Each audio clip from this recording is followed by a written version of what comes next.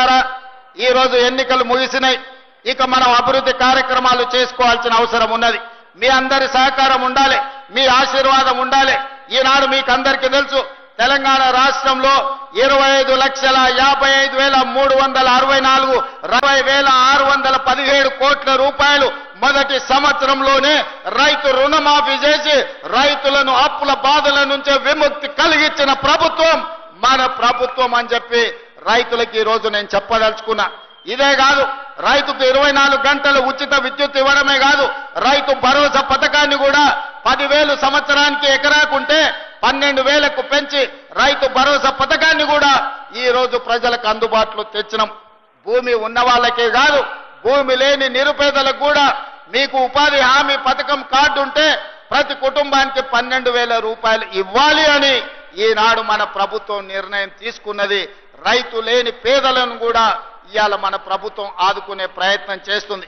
ఇదే కాదు, ఒకనాడు మీకు తెలుసు, ఒరేసుకుంటే ఉరేసుకున్నట్టే ఆనాటి నాయకుడు, ఆనాటి ముఖ్యమంత్రి అన్నాడు.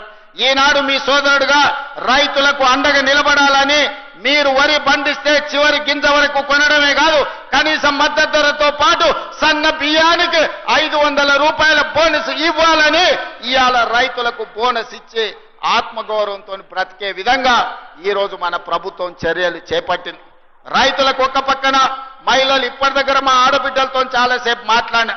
ఇవాళ మా ఆడబిడ్డలకు రాష్ట్రంలో ఎక్కడికి వెళ్ళాలన్నా, ఒకనాడు అమ్మగారి ఇంటికి వెళ్ళాలన్నా, అమ్మోరిని దర్శించుకోవాలన్నా ఇంటి ఆయనను బస్సు కిరాయి పైసలు అడిగే పరిస్థితి. మరి ఇవాళ ఆ పక్కన మా అక్కలు చాలా మంది వచ్చారు, వేలాది మంది వచ్చారు. మా ఆడబిడ్డల్ని వెనకాల కూర్చోబెట్టారు. మా వాళ్ళందరూ ముందలుంటే నేను మాట్లాడి తప్పెత్తనం వాళ్ళ చేతికిస్తాను. మా అక్కలు ఏడున్నా మా అక్కల ఆశీర్వాదంతో ఇవాళ మా ఆడబిడ్డలను అడుగుతున్నా, ఆర్టీసీ బస్సులో రాష్ట్రంలో అమ్మగారింటికి వెళ్ళాలన్నా, అమ్మోరిని దర్శించుకోవాలన్నా, మీరు భద్రాచలం రాముల వారి దగ్గరకు పోయినా, యాదగిరిగుట్ట లక్ష్మీ నరసింహస్వామి దగ్గరకు పోయినా బస్సులో ఇవాళ మా ఆడబిడ్డలు ఉచిత ప్రయాణం చేస్తున్నారు. ఇప్పటి వరకు దాదాపుగా ఈ 18 నెలల్లో 5,500 కోట్ల రూపాయలు ఆడబిడ్డల బస్సు ఉచిత ప్రయాణానికి ఈ రోజు నిధులు కేటాయించినమని నేను చెప్తున్నా.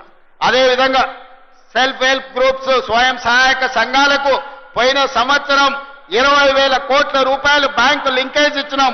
ఈ సంవత్సరం కూడా 21,000 కోట్ల రూపాయలు బ్యాంకు లింకేజ్ ఇవ్వాలని, మా ఆడబిడ్డల్ని 1,00,00,000 మందిని కోటీశ్వరులను చెయ్యాలని ఈ రోజు కంకణం కట్టుకొని మన ప్రభుత్వం పనిచేస్తున్నది.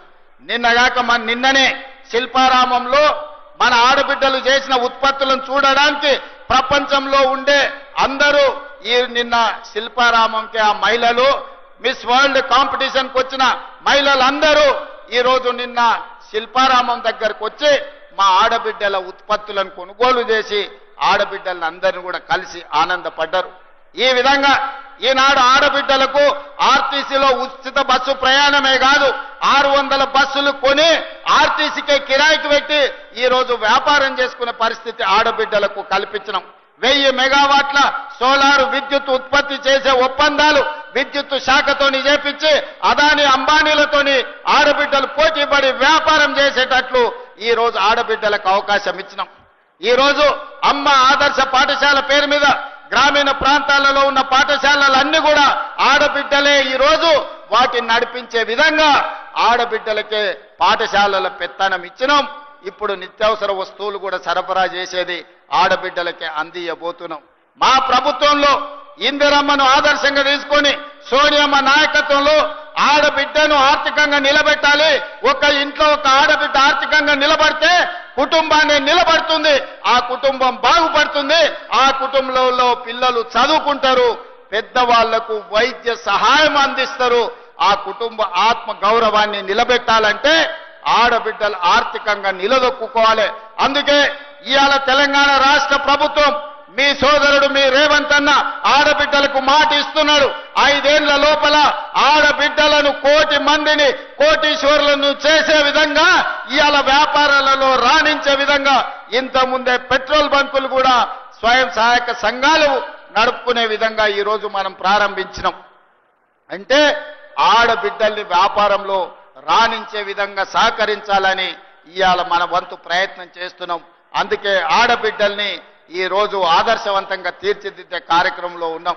అదే విధంగా యువత ఒకనాడు తెలంగాణ ఉద్యమంలో ముందు భాగాన నిలబడి వేలాది లక్షలాది మంది నిరుద్యోగ యువకులు ఉద్యమ బాట పట్టి ఆనాడు తెలంగాణ ఉద్యమాన్ని ఉవ్వెత్తున లేపి తెలంగాణ రాష్ట్రాన్ని సాధించి 1200 మంది బిడ్డల ఆత్మ అమర వీరులైతే వాళ్ళకు ఉద్యోగాలు వస్తాయని ఆశించారు.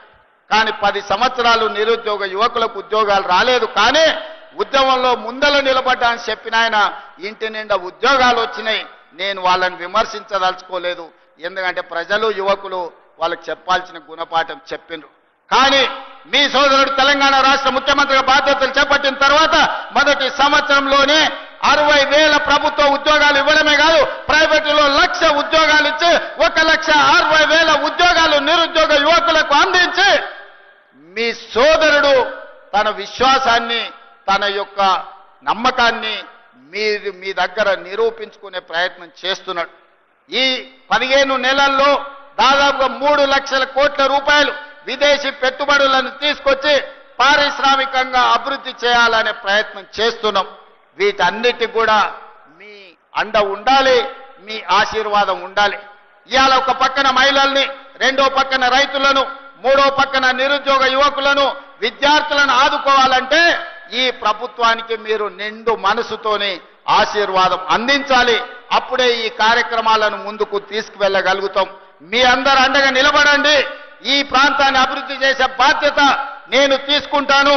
నేను మళ్ళొక్కసారి చెప్తున్న, ఎన్నికలు వచ్చినప్పుడే రాజకీయాలు, ఎన్నికల తర్వాత అభివృద్ధి చేయడమే నా లక్ష్యం. కేంద్ర ప్రభుత్వ సహకారం తీసుకుంటాం. నరేంద్ర మోడీ గారు ఒక్కసారి కాదు 50 సార్లైనా కలుస్తాం. మనకు రావాల్సిన నిధులు తెచ్చుకుంటాం, తీసుకోవాల్సిన అనుమతులు తీసుకొస్తాం. ఎందుకంటే కేంద్ర రాష్ట్ర ప్రభుత్వాలు సహకరించుకున్నప్పుడే, కలిసిమెలిసి పనిచేసినప్పుడే రాష్ట్రం అభివృద్ధి జరుగుతుంది తప్ప చెరువు మీద అలిగి కడుక్కోకుండా ఉంటే మనకే వాసన వస్తుందన్న సంగతి మీకు అందరికీ తెలుసు. పోయిన ఆయన చెరువు మీద అలిగి ఫామ్ హౌస్లో వండుకుంటే ఏమైందా? ఇవాళ ఇంటికి పోయే పరిస్థితి వచ్చింది.